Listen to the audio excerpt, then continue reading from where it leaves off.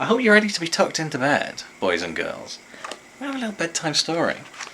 Because Sonic Month is not just about playing the games, it's about sort of celebrating all the minutiae and the random wonderfulness that is the world of Sonic the Hedgehog. See you later, Steve. Thanks for coming by, man. So we're going to have a look at Sonic the Hedgehog in the Fourth Dimension, which is written by... what was the chap's name again? James Wallace, who did some of the old game books out, that's who it was. You're not going to bed, it's only 7. Well, you can have an early bedtime story then. This is one of the more popular Sonic novels. I mean, there's only 4, so I say more popular. But this is the one that people talk about the most. It's got a lot of clever concepts and stuff in it. It's a time travel book basically, and the things that it does are pretty interesting, I guess. So yeah, we're going to have a couple of chapters from this. Obviously, once again, as with the other one, not going to read through the whole thing. Looking at this, we'll probably do the prologue and chapters 1 and 2, because the chapters in this are a little bit longer than in the previous book. So let's see how we go. Get yourself a nice cup of cocoa. Tuck yourself in, wrap yourself up nice and warm, and enjoy your bedtime story for the evening, guys. Prologue. There is a green hill zone far, far away. Under it runs a series of caves and tunnels that nobody knows about. Well, none of them except one. And as it just so happens, this one has just squeezed his bulbous form out of the equally bulbous air car that he refers to as his Ego-Matic, and stands on 2 spindly legs in the middle of the largest cavern, surrounded by strange equipment and fascinating flashing machines. As bald as an egg, his round face is decorated with an enormous moustache in a bright, flaming red that matches his shirt almost perfectly. His black trousers seem to button almost exactly halfway up his large stomach, and his feet are large and pointed. 2 things float in the air around him at all times: the horrible smell of rotten eggs and a high-pitched, chortling laugh, which he will break into at a moment's notice. Just update the old tag on the stream there, I do apologise. In his left hand, he holds a strange device. It is made of shining metal, about 30 centimetres long. Coils and curves twist around each other, and it hurts the eyes to gaze at it for too long. He waves it like a conductor waves a baton. "Robots!" he shouts. A group of 5 metal figures, looking like large beetles, standing upright on 2 hind legs, stride out from a tunnel.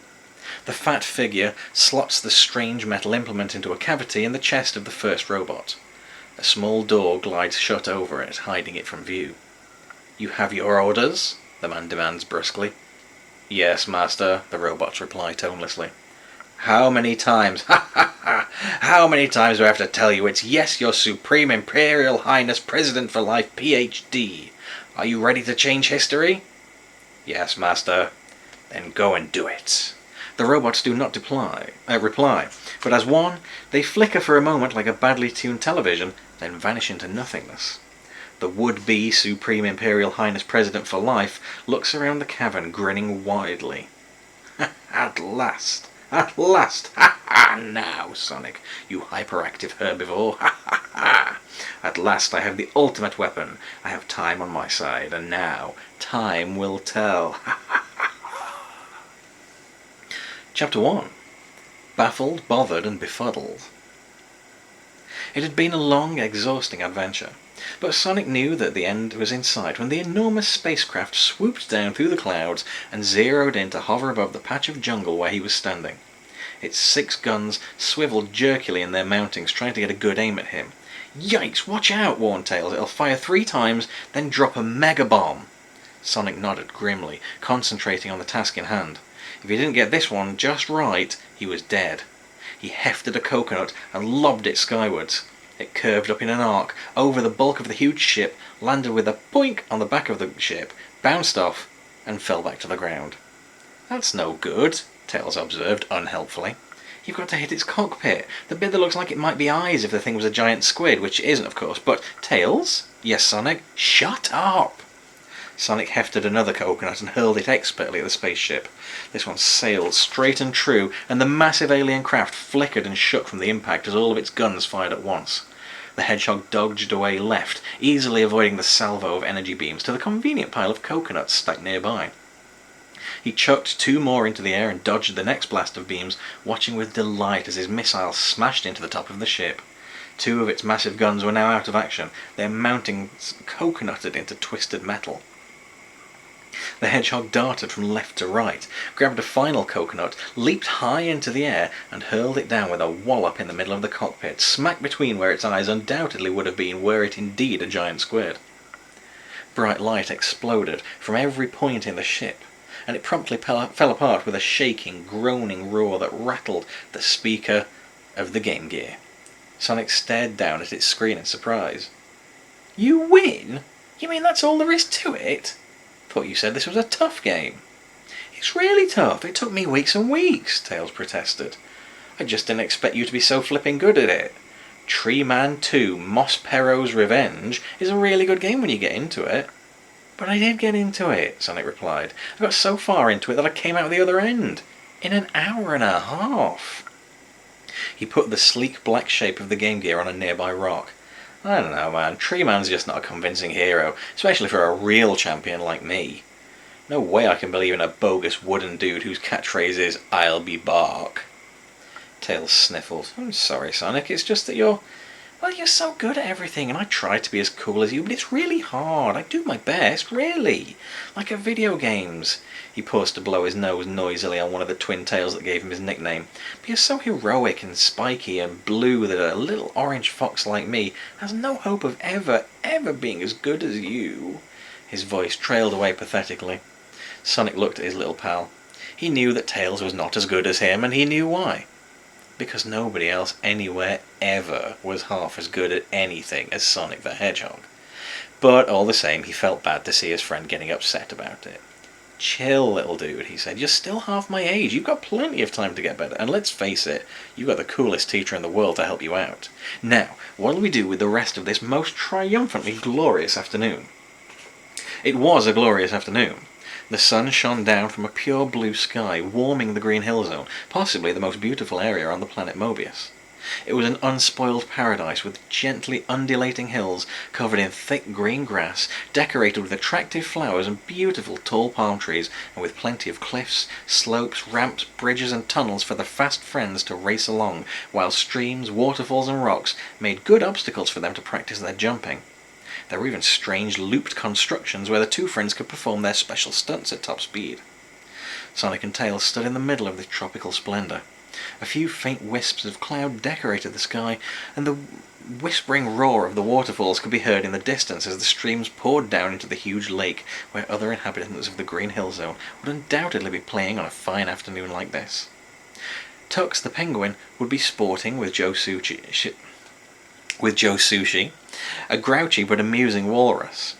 Porker Lewis the pig would be teasing Johnny Lightfoot the rabbit, while Flicky the bluebird fluttered above their heads. Meanwhile, kind-hearted Sally Acorn the squirrel would probably have prepared a picnic for them all.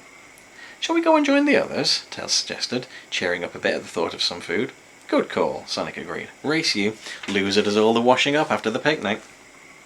He glanced around, but Tails was already a blur of orange, streaking towards the lake like a small, furry thunderbolt. His twin tails were whirring like a propeller, giving him an extra boost of speed. In a second, he was over the top of the next hill and almost out of sight. Give the little dude a head start, Sonic smiled to himself. The hedgehog started running on the spot, spinning his feet faster and faster until his special running shoes were a blaze of red on the ground. Then he crouched down. His spikes curved over his back to form an almost perfect circle, and his whole body started to spin on the spot like a blue flywheel.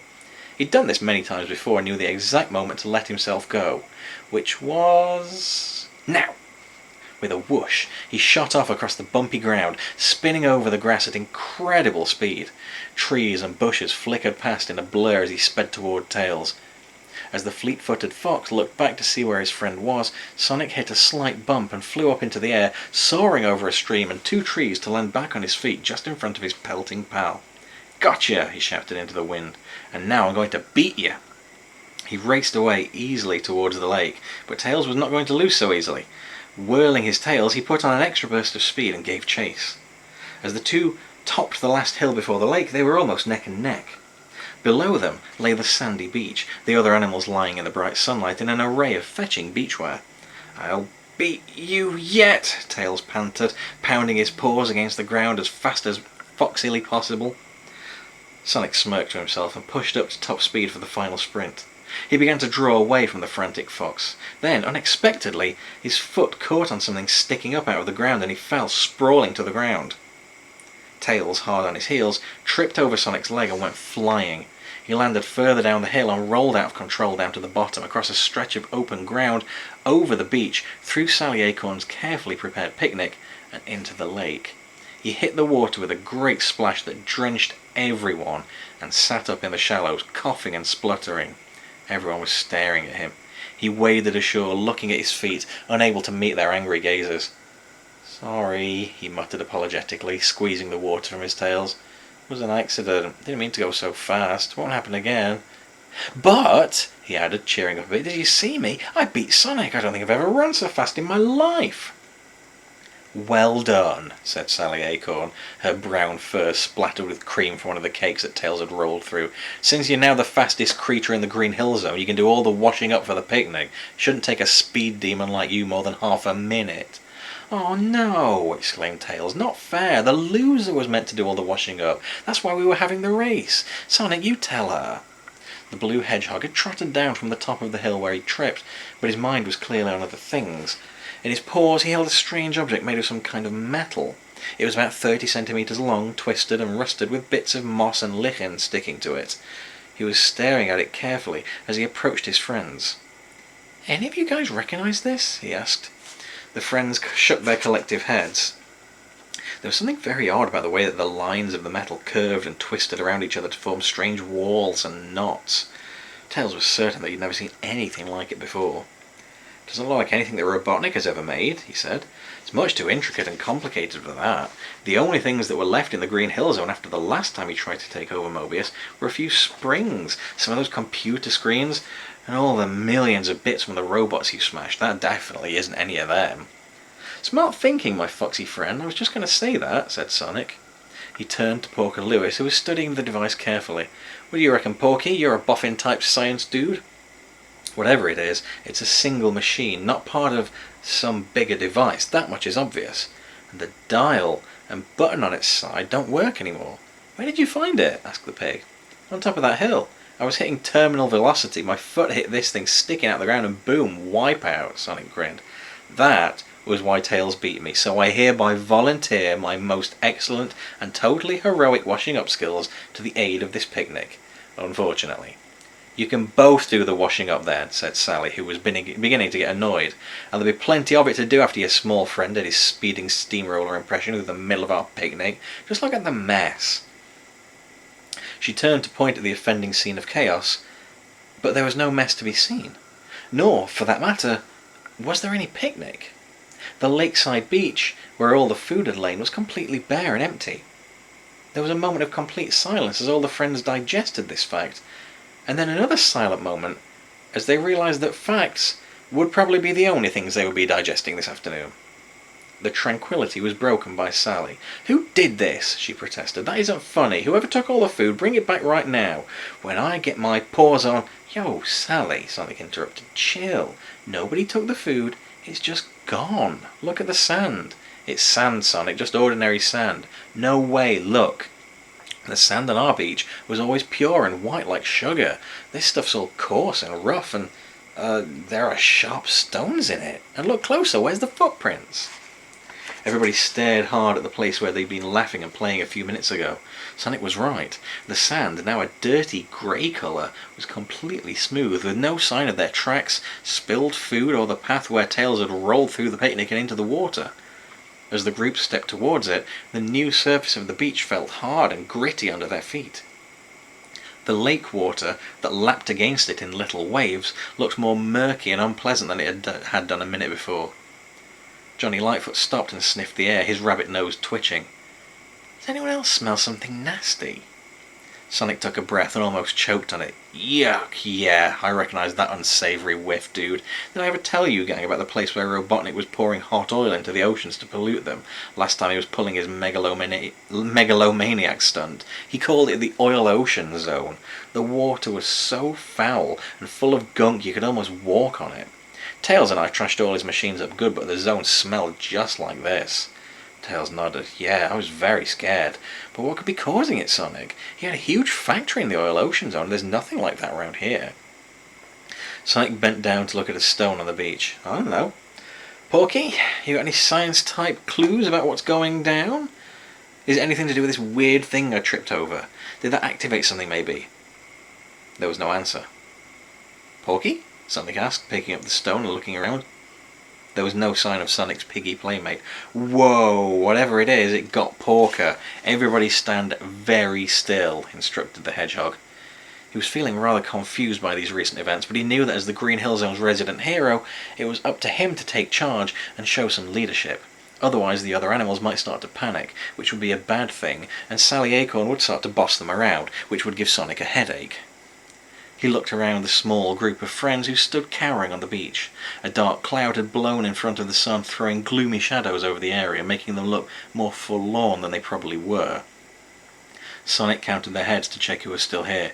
Tails, Sally Acorn, Flicky the Bluebird, Johnny Lightfoot, Chirps, Tux, Joe Sushi, and there was someone else. Porker?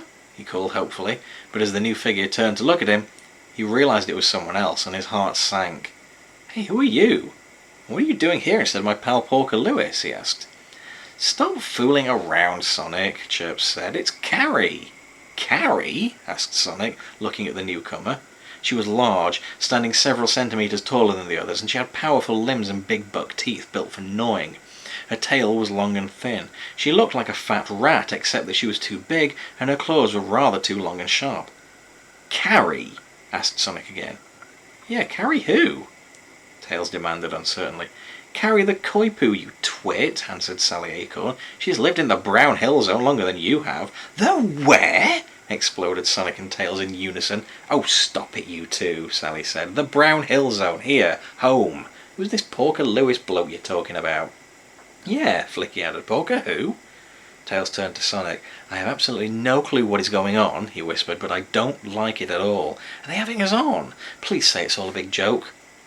Okay, it's all a big joke, dude, replied the hedgehog, his face solemn. I have a really bad feeling that this joke's on us. I think we're in deep, serious, really deep trouble right now. Look at this. He held out the large pebble he picked up from the beach and turned it over. On the underside, etched into the stone in shallow grooves, were the words, Copyright Robotnik Industries. Crikey, Tails exclaimed. As if in answer, a rumble of thunder sounded in the distance. The clouds were growing thicker and darker, dimming all the colours in the zone and shadowing it with greys and blacks. But as the two animals looked around, they could see that the nearby hills were in fact brown. With a sound like a shotgun, the heavens opened and thick rain mixed with icy hail began to pour out of the skies. The group broke and ran from the beach, sprinting for the shelter of some nearby palm trees. The trees did not look nearly as tall or as healthy as Sonic remembered, but they did offer some protection from the downpour. Never seen hail in the Green Hill Zone before, Tails blurted, scampering up to the tree a few paces behind Sonic. What do you mean? It rains and hails here all the time, you silly boy. It was the newcomer to the zone, Carrie, who appeared from behind the tree trunk. I'm worried about you two. You've been behaving very oddly, she continued, sidling up to Tails and running fingers tipped with sharp claws through the white quiff of hair that stood out from his forehead. Especially you, darling. You feeling all right? Ow, get her off, spluttered the indignant fox. I'm not all right at all. I'm fed up. First Sally's nasty to me, even though I won the race, then everything else starts disappearing or changing, and you appear out of nowhere. I did not appear out of nowhere. I've lived here for ages, and we've been engaged to be married for simply yonks now, exclaimed the Koipu. Are you sure you're not feverish, my sugar plumpkin? Sonic caught one glimpse of the fox's startled expression, decided that discretion was the better part of valour, and ducked down onto his knees. There was something he wanted to check. The ground at the base of the tree was soft from the rainwater that was dripping through the leaves overhead. Carrie was having a battle keeping hold of Tails as he wriggled in her muscular arms, and every so often moved her feet to keep her balance. Sonic looked down at the impression that she had left in the muddy ground. There, as he suspected, was a reversed copyright symbol imprinted in the earth. There must be a mark like that on the bottom of her foot. That meant that somebody had made her, or at least was claiming they'd made her, and on Planet Mobius there was only one villain villainous enough to think they could get away with that. "Robotnik!" yelled Sonic to the unheeding air. "What have you done this time, you heinous fiend? I'll get you. Me and Tails will track your mangy hide down to the furthest corner of—" "Tails," Carrie interrupted, "is going nowhere until he's had a nice hot bath. And I'll thank you to remember that his name is Miles Prower, and it's only his nasty common friends who call him Tails. It's not nice to make fun of someone just because they're different to you. And another thing, you so-called hero, I will not have you taking my beloved fiancé gallivanting off on another of those stupid adventures of yours. He might catch his death of cold." Sonic did his best to ignore this and peered out into the cold rain. It seemed to be easing a little, judging by the size of the splashes on the surface of the lake. As he watched the watery surface, something huge, black and scaly rose to the surface, thrashed there for a moment, and sank back into the depths. "Scratch escape route 1, he muttered to himself. Things were looking worse and worse by the moment, and he knew that something had to be done as soon as possible before they got unbearably bad.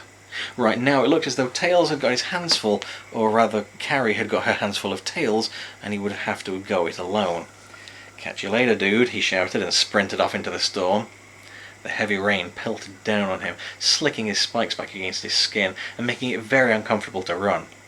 What made it worse was that he had no real idea which direction he was supposed to be running. All he knew was that he wanted to find Robotnik as soon as possible, destroy the evil machines he was using to cause all this insanity, get things back to normal, and go and finish the picnic which had mysteriously disappeared only a few minutes ago. In the distance, against the dark sky, Sonic caught a glimpse of a strange green light. He put on an extra burst of speed, his red shoes slipping slightly on the mud which plastered the side of the hill he was speeding up. He was soon at the top, where he paused, trying to ignore the shocking state of his trainers, and looked round. The green light seems to be coming from a small opening in the cliff face halfway down the hill. Sonic jumped his way down. The rocks were a little slippery with rainwater, but he was as sure-footed as a goat in mountain boots, and within moments was inside. The cave was warm and dry, curving back into the hillside. Deep inside it, something was making a humming, pulsing noise, almost like a heartbeat, and the light was stronger back there. Sonic ventured in, feeling his way along the stone wall, towards the source of the light and sound. Just as it was becoming quite painful on his eyes, he turned to a corner to see nothing.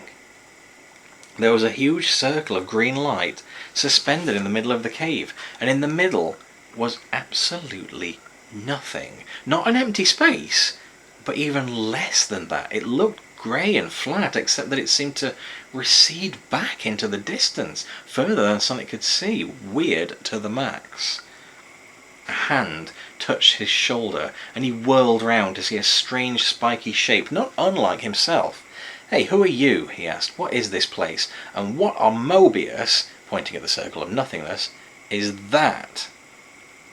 The figure stepped out of the shadows. "The name's Eric. Eric the Echidna. I'm something of a hero in these parts. Perhaps you've heard of me." He was covered in dark spines, almost like a hedgehog, except that his nose was much longer and more pointed. From time to time, a long tongue flickered out of his mouth to play over his lips. Sonic felt very suspicious. He couldn't say exactly why, but his years in the hero business had taught him that working on instinct was often the best way to go. Besides, this spiny imposter was nowhere near as cool as he was. The hedgehog stepped back a pace, away from the echidna, and towards the circle of nothingness. "Pleased to meet you, dude, I think," he said. "Okay if I just take a look at your right foot? Security check." "No problemski, dude," replied Eric. His foot lashed out with astonishing speed. Sonic just had time to recognize the copyright symbol on its underside before it caught him in the midriff and catapulted him backwards into the circle of grey nothingness.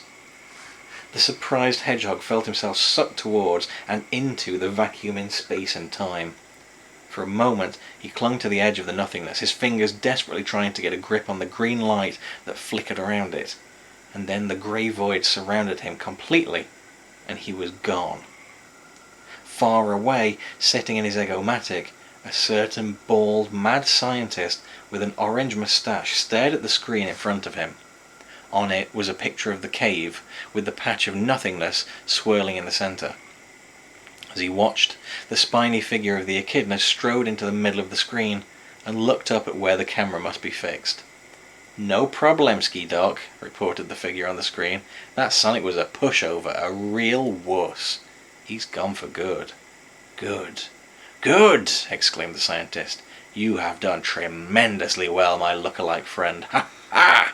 Now, with that pestilent pest removed from Mobius, and with my chronology re-sculpting well underway, I am almost ready to take my proper place once more as the ruler of all Mobius. Ha ha ha ha ha! You know what they say. He who laughs longest laughs last. And thanks to you, Eric, I have plenty to laugh about. Ha ha ha! Ha ha ha ha ha! The lunatic's mocking laughter rang out, on and on, until it seemed as if it would never stop. Without a hero to save the planet Mobius, perhaps it never would.